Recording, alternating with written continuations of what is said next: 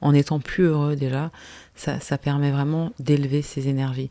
Parfois, on a des baisses d'énergie parce qu'on ne fait pas ce qui nous rend heureux, parce qu'on ne s'écoute pas, parce qu'on passe son temps à s'occuper de la vie des autres, s'occuper de ce qui s'est passé, de ce qui va se passer. Tiens, un rendez-vous dans 2 semaines, on se fait du souci maintenant.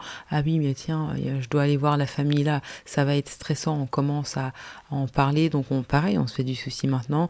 Comme si ça ne suffisait pas, ensuite on appelle quelqu'un, oui mais tu te rends compte, et on reparle de tout ça.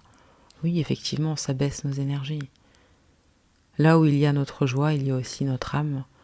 Il faut pouvoir choisir la joie et se rendre compte que le reste n'a pas sa place.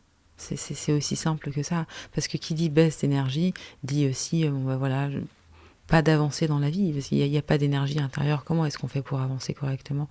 C'est avancer, mais avec une grosse peine. Hein, c'est lourd, c'est oh, j'ai pas envie, j'ai ceci. Il n'y a pas de vitalité, en fait. Tu vois, et c'est ça qui est important. Donc choisir la joie, toujours choisir des choses qui... Il faut se rappeler qu'on est ici pour vivre, pour être heureux, pour s'éclater. Et d'ailleurs, l'âme aime s'amuser. L'âme est joyeuse. Hein. C'est le mental qui est très sérieux, qui aime les philosophies, qui aime les doctrines, qui aime les trucs très... L'âme, elle n'est pas comme ça. C'est un autre savoir, c'est un autre réel. Et c'est la raison pour laquelle, pour redescendre et s'aligner, pour faire un, c'est un réel... oui, c'est un réel travail, parce que le monde ne fonctionne que avec la partie rationnelle. Hein. Ce qui cause des dégâts, parce que ce n'est pas qui on est. Hein, absolument pas. Et à partir de là, lorsqu'on se perd dans le mécanisme, oui, ça fait mal. Et comme en plus le mécanisme est têtu, le mécanisme, parfois, il pense que c'est lui l'intuition. Hein. Ah ouais, ouais. Ah ouais, ouais. Et non. Hein. Bref. On ne va pas trop rentrer dans le truc, parce que sinon on se perd. Mais ce qui est important, c'est effectivement de faire des choses qui sont plus joyeuses. Écoutez-vous, faites des choses. Qu'est-ce que vous ressentez ? Suivre la joie. J'ai envie d'être heureux, je fais ce qui me rend heureux. À partir de là, peu importe ce que c'est, ça débloque déjà les énergies, on se sent mieux, et il y a plus d'espace pour recevoir, pour avoir une autre vision des choses. La perception change, forcément, lorsqu'on est heureux. Lorsqu'on on augmente ses énergies, lorsqu'on a plus de vitalité. Parfois, c'est pas parce que on est trop vieux ou trop ceci ou trop cela, c'est tout simplement parce que on ne fait pas ce qui nous plaît. Vous avez remarqué parfois, vous parlez à quelqu'un de quelque chose, puis la personne est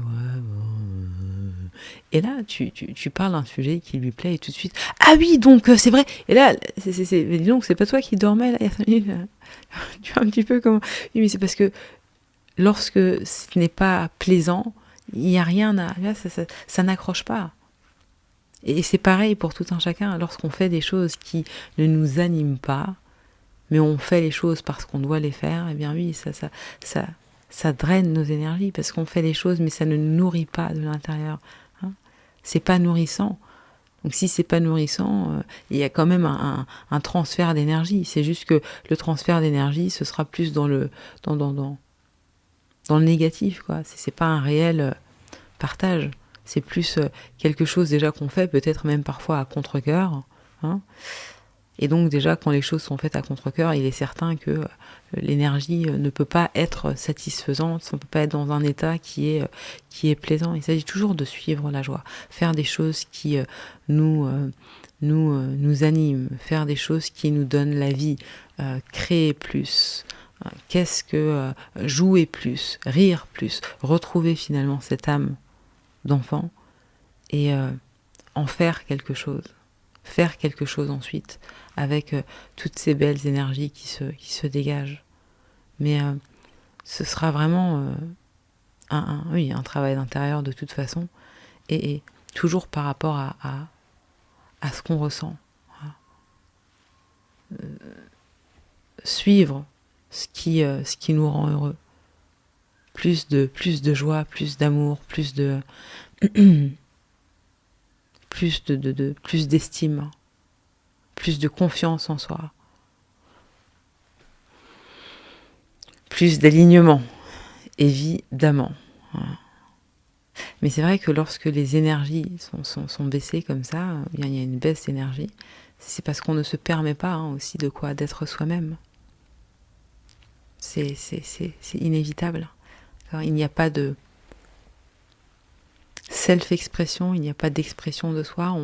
On peut aussi comme ça se faire tout petit, silencieux, on n'est pas entendu, on n'est pas vu, donc on n'est pas du tout dans le bon film, on n'est pas nous-mêmes, il n'y a pas cette individualité qui est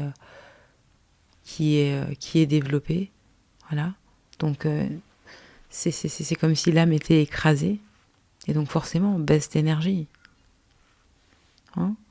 Donc pouvoir se diriger tout simplement dans des choses qui sont plus joyeuses pour nous, voilà, c'est tout.